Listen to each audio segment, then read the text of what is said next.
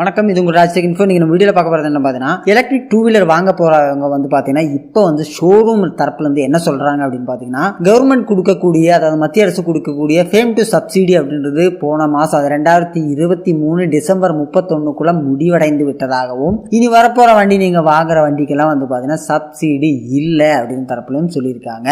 இது உண்மையான நிலவரம் என்ன? மத்திய அரசு இந்த சப்சிடியை நிறுத்திட்டாங்களா, இல்லை டீலர்ஸ் வந்து பொய் சொல்கிறாங்களா அப்படின்றத இந்த வீடியோ நம்ம பார்க்கலாம். சில டீலர்ஸ் என்ன சொல்றாங்கன்னா, இப்ப பிரைஸ் வந்து அதிகமாகக்கூடிய வாய்ப்புகள் இருக்கு, ஸோ இப்போ வண்டியெல்லாம் வாங்கிக்கிங்க அப்படின்னு சொல்லி அட்வர்டைஸ்மெண்ட் வரைக்கும் நிறைய வண்டி கம்பெனிஸ் எல்லாம் கொடுத்துருக்கிறதாகவும் ஒரு தகவல் இருக்கு.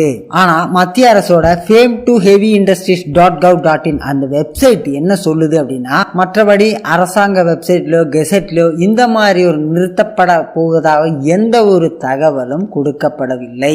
இதை பத்தி ஃபுல்லா பாக்குறதுக்கு முன்னாடி எங்க சேனல் ஃபர்ஸ்ட் டைம் பாக்குறதா கீழே சப்ஸ்கிரைப் பட்டன் பெல் ஐக்கன்ல கிளிக் பண்ணுங்க. வீடியோ பிடிச்சா தம்ஸ் அப் பட்டன் லைக்